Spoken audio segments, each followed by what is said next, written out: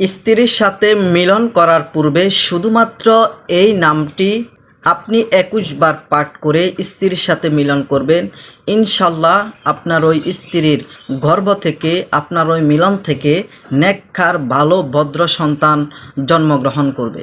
আর যারা পুত্র সন্তানের বাবা হতে চান, অনেকেই রয়েছে যাদের অনেকগুলো মেয়ে হয়েছে কিন্তু কোনো পুত্র সন্তান হচ্ছে না, তারা যদি এই আমলটি করেন ইনশাল্লাহ আপনি পুত্র সন্তানের বাবা হতে পারবেন। পুত্র সন্তানের বাবা হওয়ার ইসিমটি হচ্ছে ইয়া বারিয়ু। এই ইসিমটি আপনি প্রতি শুক্রবার মোট 10 বার পাঠ করবেন।